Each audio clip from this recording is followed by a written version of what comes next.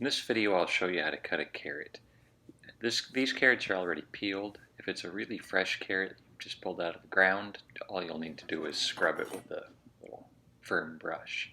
Here we're just lining up the backs and cut off the tops. Flip it around, line them up again, right off your knife. Your knife is like your guideline.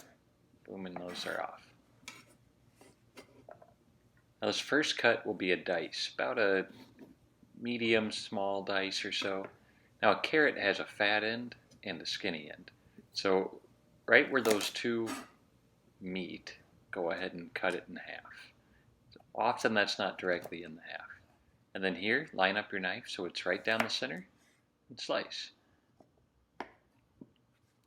If it's short like this, you can chop it in half from the top. Now make sure that when you cut it, you've got that flat side down. You won't be rolling around, you're a lot less likely to cut your knife. Go ahead and split these again. Now these ones, you're going to split into thirds because they're fatter at that end. And we want the pieces relatively consistent. This cut would be used for soups, for stews, maybe you're making sauces, maybe you just want to add some extra vegetables to a dish. And this follows the same principles. The less cuts you use, the bigger the pieces are going to be. The more cuts, the smaller.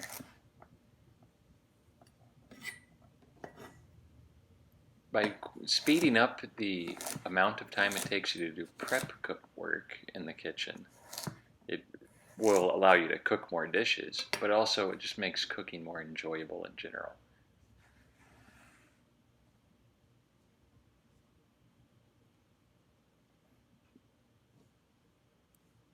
Now I'm going to show you how to slice them on a bias. There's not really a whole lot to it, but doing it like this allows for a greater surface area to be exposed to heat, thereby speeding up the cooking process.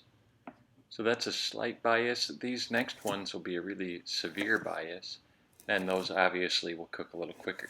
If you do this even on an even larger bias, those carrot slices will be ready for the grill.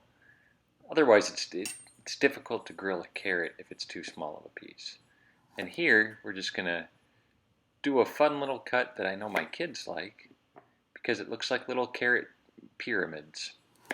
So you just cut it on a bias and then rotate it 180 degrees and cut it again, and you have these fun little triangular pieces. And this would be a piece that would be good for roasting, be good for putting in a stew, something that requires a longer cook time.